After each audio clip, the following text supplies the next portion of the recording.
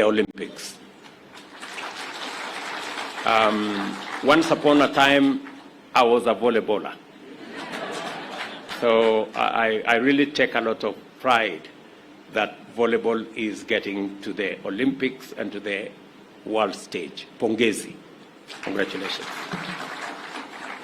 Let me also congratulate the Golden Ladies, Mary Mora here and Faith Kipyegon.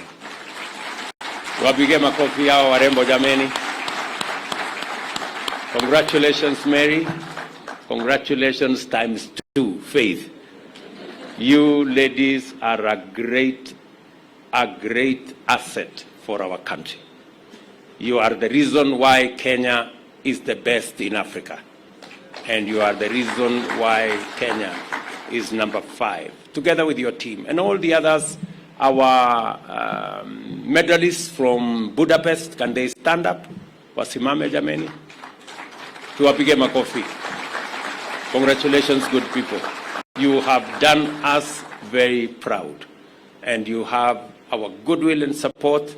Congratulations again. And we will stand by you going into the future. Asanteni sana. Every time when our national anthem was played, we felt that we were global leaders in every aspect. And it wasn't me, it wasn't Ababu or any one of us who made that happen. It is you. So you guys are great and you have our goodwill and support. Pongezi, pongezi, pongezi, pongezi sana. And it is the reason why we must keep our focus on our sportsmen and women. They are the reason why Kenya is flying high, and they are the reason why this ministry exists, to deal with our young people and to deal with our sportsmen and women, the arts, and all the other disciplines that make us the nation that we are. So, asanteni sana.